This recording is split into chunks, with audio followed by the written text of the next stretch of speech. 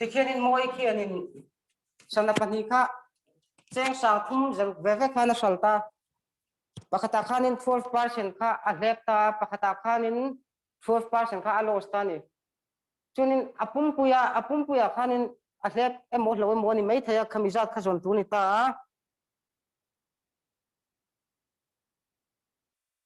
oh tikhanin khami kha cost price kan hriatlir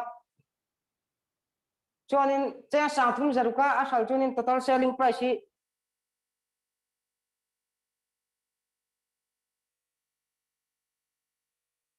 sana pahnia salna manchu sa thum zaruk sana kha pahni ni tlat sia sang thum zaruk ve ve khana sala sang sari jani ni pakhata khanin 12% ka a lepa pakhata khan 12% a loss ta ni chuanin kha find how loss or gain in the whole transaction ti ta gain le loss chung sim hi a formula zun don chuanin cost price hriat angai ta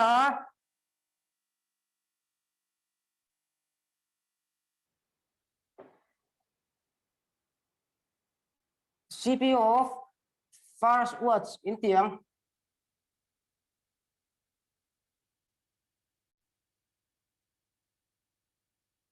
cost price in outlook to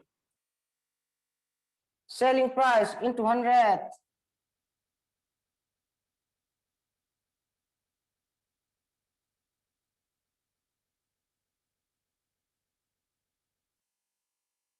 nuaya 100 plus gain 100 plus gain ni bel nga lang za som pani ni ta ni sang thum zaruk le za puntir khi za som pani sem turan ya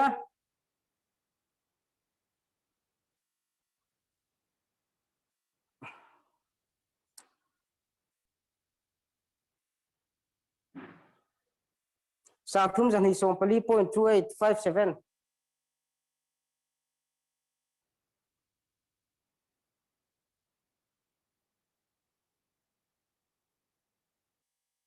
hay lo ni ta ni chuanin CP of second words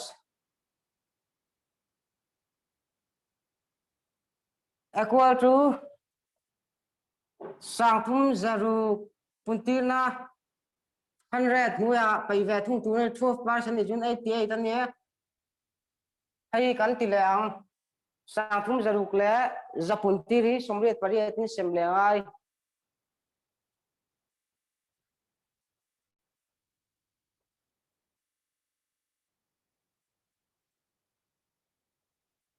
sangli som ko 0.90 sangli som ko 0.9 sangli som ko 0.9 an ye ta hianin a hau taka calculator kan manga chuanin total cost price kan zung leang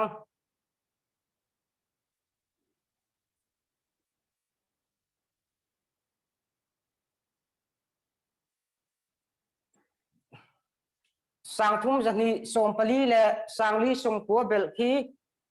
sang thum zani som pali 0.2 0.3 ti talo loi la plus 4091 lo ti le tai las khi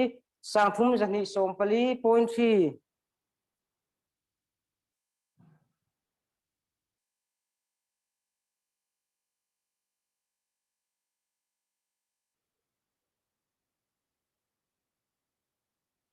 plus 4091 equal to 7305.3 ni ta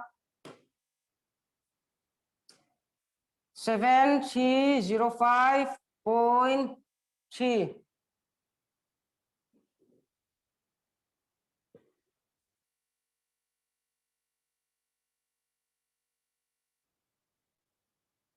chuanin sana pani alai na kha sang sari zathum panga ni ta sana pani alai na asal na kha sang sari zani ni ta chunin asal na kha tom zo ka chu ga chun loss ani ta loss equal to sang sari zathum panga 0.3 paina sang sari le zania equal to sang kha zathum panga 0.3 ni ta chunin apum puya loss zat ka zung ro min ti ta loss mo gain mo tin loss ti kan seta loss equal to loss percent equal to loss formula to loss into 100 by CP loss into 100 by CP equal to loss to sang za thum panga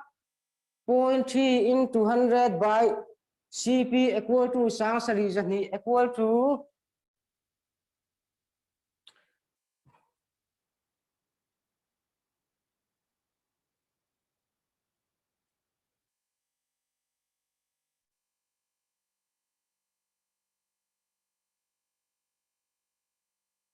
sang za thum panga 0.3 into 100 divided by sang sari zani mo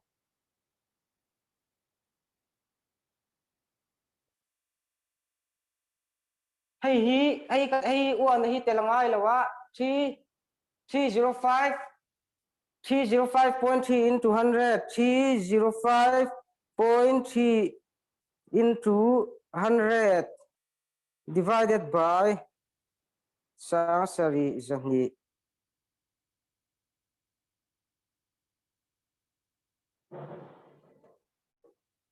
helai hi ka kala pai sual fo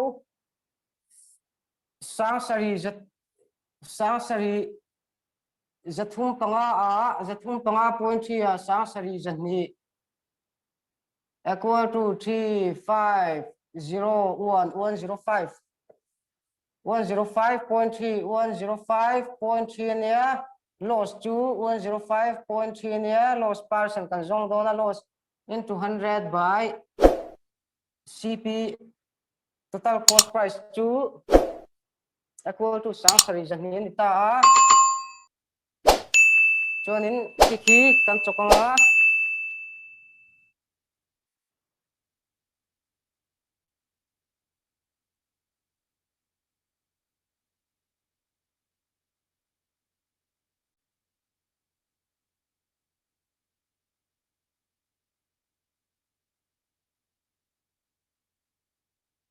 1.46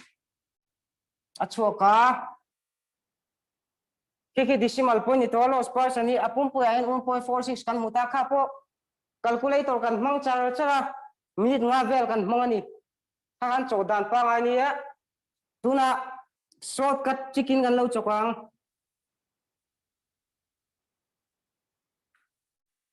hay an ulang unday nga thaula selling price ay zat